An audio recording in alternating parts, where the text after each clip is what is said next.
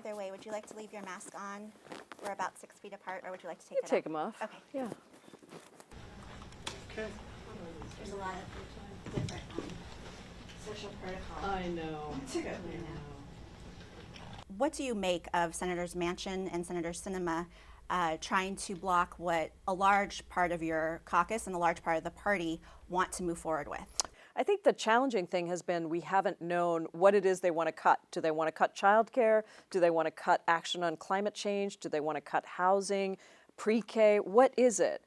And so that is the negotiation that has finally started happening over the last week, thanks to our relinking and the president relinking these two bills, the infrastructure bill and the reconciliation bill, and making it clear to our entire caucus and to the country and to those two senators that the infrastructure bill is not going to pass without agreement on the reconciliation bill.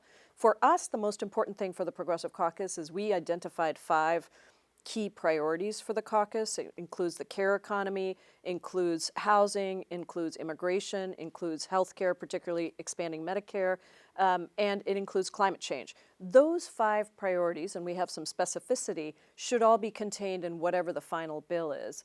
And we would rather trim back the number of years if we have to, come down slightly, than cut a program. So the president has said that it will likely be a compromise. The number will likely land between $1.9 to $2.3 trillion. Is that a number that you and your caucus can live with?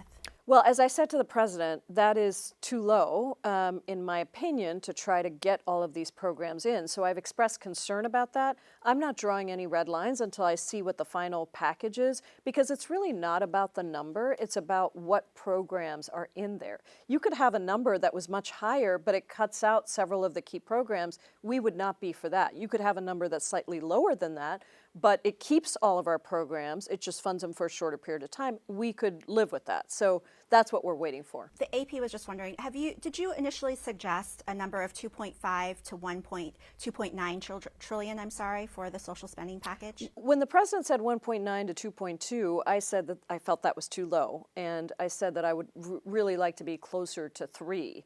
And so that conversation is continuing, and the president knows that. I said it directly to him. I also said it to his top aides, and we're going to continue to figure out where we can go. If it comes down to, this plan will last for 3 years, yeah, or this plan will last for 5 years, yeah. Do you think that's enough to be transformational and to make a difference in families' Well, lives? that's why we're trying to get as much as much put in as possible. We would like to, originally our plan was for 10 years, but what I don't want to see happen is that we pit childcare against pre-K or we pit childcare against housing. That's not helpful, because different populations need different things. Women and families need the childcare. Our kids and our economy need pre-K and free community college. We need to have climate addressed for all of our young people that need a planet. So each one has a different constituency. Obviously, as chair of the Progressive Caucus and dealing with other Democrats, you have a broad coalition behind you. If you were Speaker of the House, how would you deal with moderates? Well, it's not just the Progressive Caucus that supports this agenda. This is not a moderates versus progressives fight. This is, as the president said, this is about decay versus opportunity.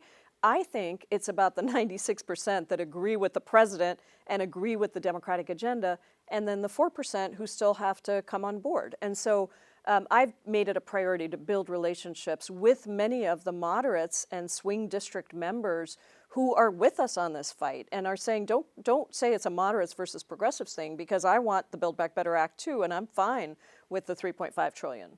Tell us about this moment for you personally in this leadership position.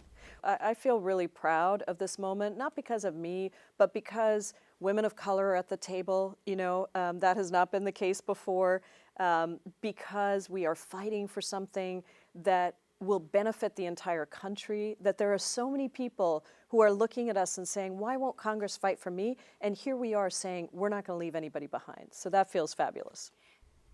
Great. Thank you, Congresswoman, so much for being with us today. Thank you. Thank you. Okay. All right. Thank you.